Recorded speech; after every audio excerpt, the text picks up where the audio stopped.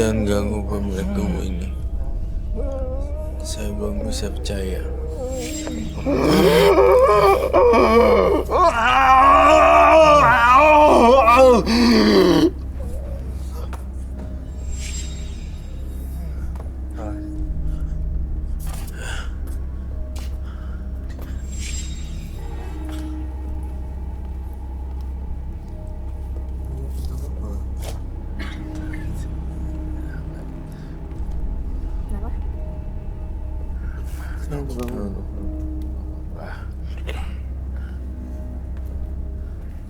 Ini udah? Udah bang. Oh ya, iya. Biar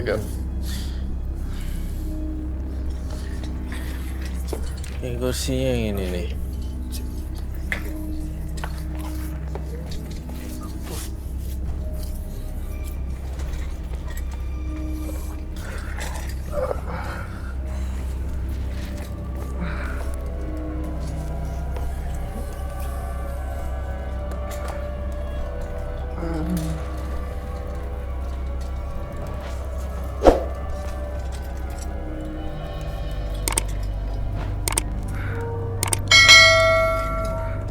ini dia udah aman atau masih mungkin kesurupan lagi? Karena kalau misalnya emang masih mungkin kesurupan dan nggak bisa dikendaliin, kayaknya emang harus diamanin sama tim deh. Dibawa keluar. Gimana menurut kamu? Masih? Saya rasa Howard Hah? masih bisa diselamatkan, tidak perlu pakai security. Saya yakin Mas Howard bisa mencari kehidupan yang lebih baik lagi. Sebenarnya ini bukan delusi. Dia bukan delusi ya, Roy? Tapi emang ada pengaruh. Ya ada delusi, ada halusinasinya sih sebenarnya. Psycho dari dianya. Dari dianya. Delusi ada satu pemahaman mempercayai sesuatu yang orang Nggak lain nyata. nggak nyata. Iya kan? Aku bilang. Sebenarnya kita nggak ngomongin apa-apa, terus dia delusi. Dia ngomongin gua nih. Dia yang sensitif sendiri. Betul. Mas Howard, bisa dengar kami? Boleh dikumpulin energi ya mas, dilawan. Biar enggak justru kerasukan lagi. Nah, setelah Mas kasih waktu dia 1 menit kali boleh ya? Iya. Biar dia nafas dulu. Ini yang masuk apa tadi Roy? Boleh dia turunin supaya. Bayu, jangan salah loh. Abis kesurupan kayak gini capek loh. Capek. Aku aja dulu ngerasain waktu syuting. Iya. Kesurupan tuh mending aku berantem sama 10 orang deh. Berat banget ya. Capek banget. Rasanya tuh capek banget. Oke. Biar bisa nafas nggak keselak itu. Oke Mas Howard dengar kami. Mas, kami yakin ya, semua orang pernah bikin salah. Sepupu Anda, maupun Anda sendiri gitu. Tapi yang paling penting adalah bagaimana menyadari dan gak mengulangi.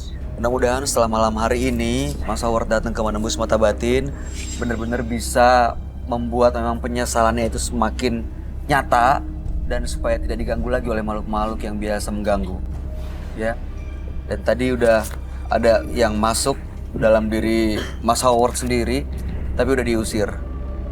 Udah pergi sama Roy. Dan jimatnya tadi juga udah dihancurin kemana-mana. Mudah-mudahan ini nanti dibersihin sama tim, nggak akan nimbulin efek negatif apa-apa. Ada lagi yang mau disampaikan Roy?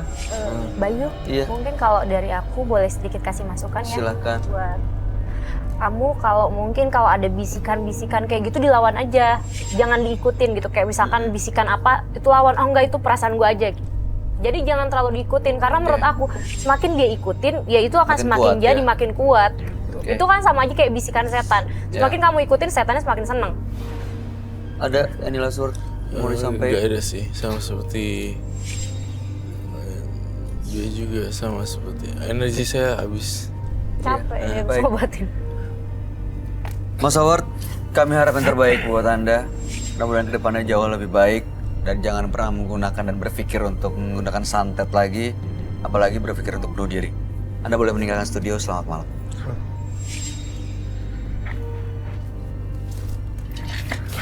Kuat, perlu di... Gak apa-apa. Sama Mas Howard, kalau boleh yang di kantongnya jangan dibawa-bawa lagi ya. Iya.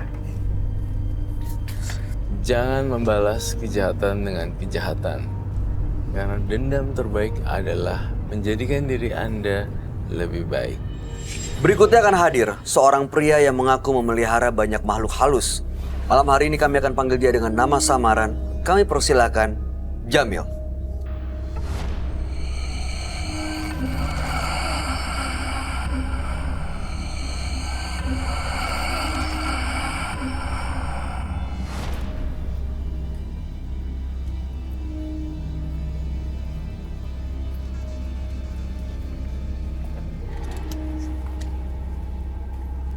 Ayo silakan duduk.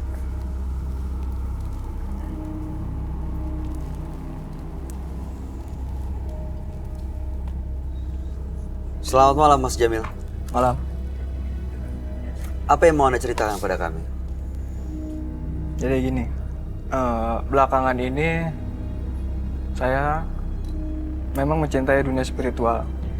Dengan alasan dulu saya jadi korban bully, jadi korban hinaan oleh tetangga, oleh teman-teman saya. Saya ikutin naluri saya sehingga sampai pada puncaknya saya menemukan teman saya sekarang ini. Teman ini mengikuti saya kemanapun saya pergi, kemanapun saya melangkah. Jadi dialah yang membekengin saya.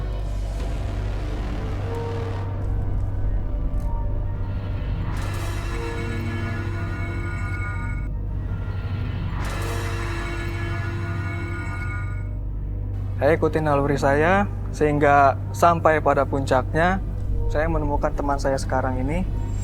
Teman ini mengikuti saya kemanapun saya pergi, kemanapun saya melangkah. Jadi dialah yang membekengin saya.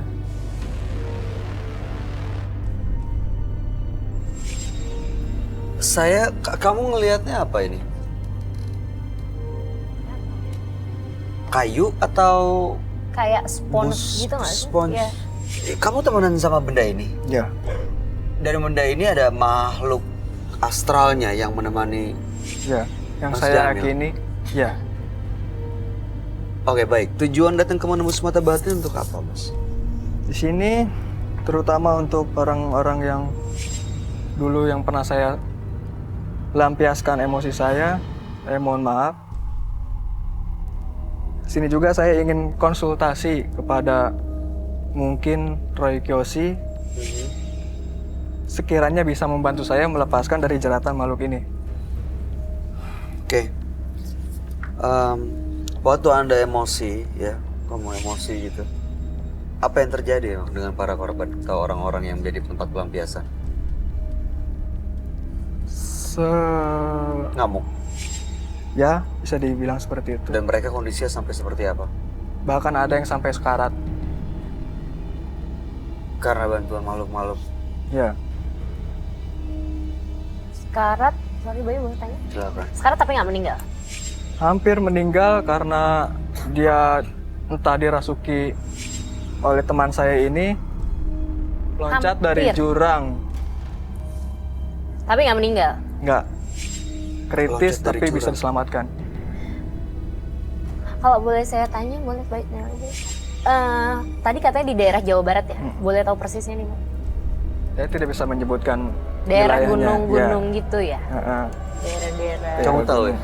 Karena aku sering banget denger ya orang-orang tuh berilmu tuh ke daerah sana gitu. Aku juga bingung, nggak tahu persis. Apa memang daerah sana tuh memang khusus untuk seperti itu? Ya, gitu, mungkin atau- masih kuat ya Cuman spiritual. kalau boleh berbicara kayak gini, ini yang Bayu yang boleh saya ungkapkan. Kadang saya tuh bingung sama orang-orang seperti masnya ini gitu ya. Mereka berilmu, maksudnya mau piara ini, itu. Tapi sayang mereka nggak dikasih bekal juga sama si orang pintar ini untuk ngelepasinnya gitu. Akhirnya mereka terjebak ya seperti ini gitu. Rata-rata case-nya seperti itu kan gitu. Tapi mudah-mudahan dengan kedatangan Mas Jamil datang ke sini bisa benar-benar lepas dan mendapatkan solusi dari permasalahannya ya Mas ya. Ya. Kami akan ajak Mas Jamil untuk langsung ketemu dengan sahabat kami. Dia adalah seorang indigo, kami persilahkan Roy Kiyoshi. Sebelumnya, tim Mata Batin sudah memberikan tanggal lahir dan nomor rumah partisipan. kepada Roy Kiyoshi. Dengan mata batinnya, Roy akan membaca berdasarkan angka yang kami berikan. Jamil, mendiami rumah bernomor 3, lahir tanggal 19 April 1990. Entah kenapa ya, saya mencium aroma bau busuk ketika masuk ke kehidupannya. Banyak sekali sosok gaib yang ia pelihara. Dia dapat mengendalikan makhluk-makhluk itu untuk memprotek dirinya. Tetapi saya melihat ada satu makhluk yang tidak dapat dijangkau oleh penglihatannya. Kekuatannya sangat besar. Saya sampai pusing dan sakit kepala di sini karena kekuatannya sangat dahsyat sekali.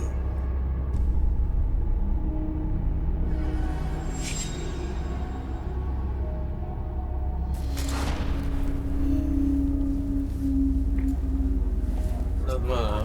Selamat malam, Roy. Silahkan duduk semua. Terima kasih.